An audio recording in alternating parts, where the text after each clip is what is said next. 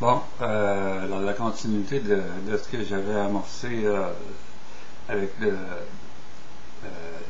la période où je décris un peu mon passage de l'abstinence, de la non-abstinence vers l'abstinence, euh, il y a une période qui était cruciale, puis dont je désire faire l'état aussi, c'est la période avant mon abstinence, avant d'entrer en thérapie.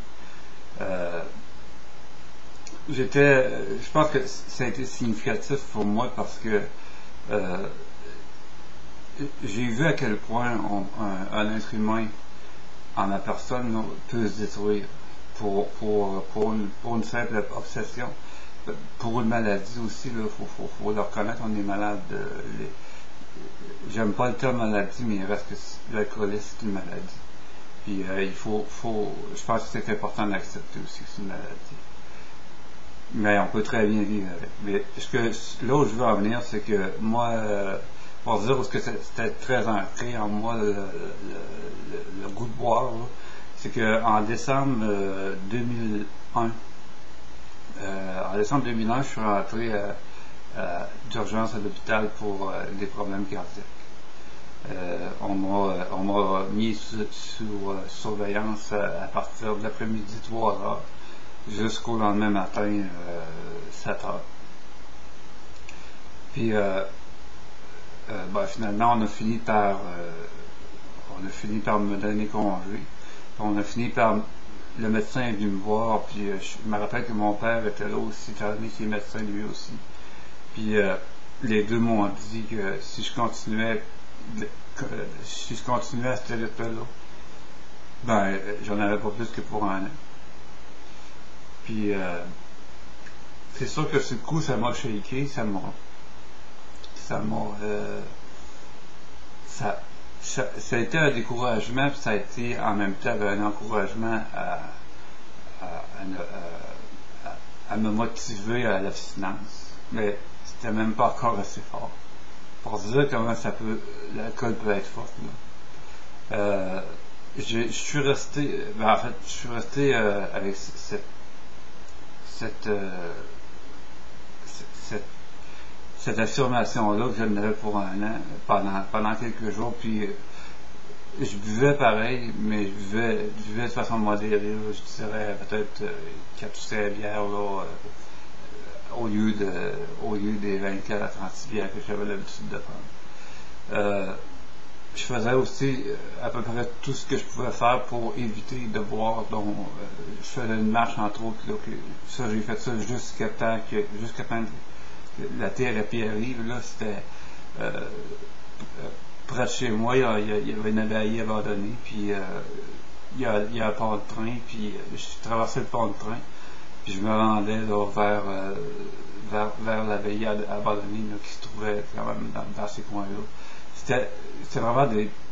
Je me rappelle des paysages que je voyais. Je me rappelle le pont de train, la rivière que je voyais en bas. Puis c'est pas une question de suicide, là, je veux dire, je regardais tout ce qui était beau, puis tout ce que je manquais. Puis c'est pas mal, hein, j'étais tellement désemparé que j'allais à cette abbaye-là dans l'espoir de crier ma douleur au ciel. Puis vraiment, puis j'étais pas un gars des plus croyants. J'étais une personne qui était pas athée, mais bon, je croyais en quelque chose de supérieur à moi, mais pas plus que ça. Puis à chaque jour, je répétais le même exercice. Sauf que la naturel est revenue au galop. En fait, naturel de l'époque, c'était de revenir à une consommation excessive. Puis ça a recommencé disons, aux environs des mois de février. Malgré tout, je me rendais, ça me prenait 1 heure de me rendre à cet endroit-là. Non, une demi-heure. Puis j'y allais dans tous les états. Je suis déjà allé là où j'étais complètement chaud. Là, puis je marchais d'un bord, puis puis de l'autre, de la route. Puis je voyais à quel point j'étais misérable. J'étais dans un état là. C'était incroyable comment j'étais misérable. À la fin, pendant cette période-là, au moins, je me disais, tu as fait quelque chose de bon pour toi, tu as fait quelque chose de bon pour ton abstinence, ben, pour au moins avoir une période d'abstinence dans la journée. Puis, ça, au moins, je pouvais en être fier, malgré ma condition, malgré malgré mon état là, qui était lamentable. Puis, à un moment donné, ben là, j'ai tout arrêté ça. Pour moi, c'était, il y avait plus rien à faire, là, tu sais, j'avais beau me rendre à cet endroit-là, même s'il est arrivé des choses bien spéciales, comme il y a eu un soir où il y a eu des feuilles qui sont tombées sur moi, là, en plein hiver, là, au mois de février, je pense qu'on voit pas ça souvent. J'en ai gardé d'ailleurs une chez moi. Il est venu un temps où j'avais plus aucun espoir, j'avais plus rien à qui m'accrocher. Mes amis ben, pleuraient parce qu'ils me voyaient. Donc, pour pas être triste, ben, ils venaient, mais juste pour voir si je vivais encore. C'était rendu là, c'était rendu pour vérifier si André vit encore. Puis, j'ai vécu de même là, pendant tout le mois de mars. Tout le mois de mars, j'étais...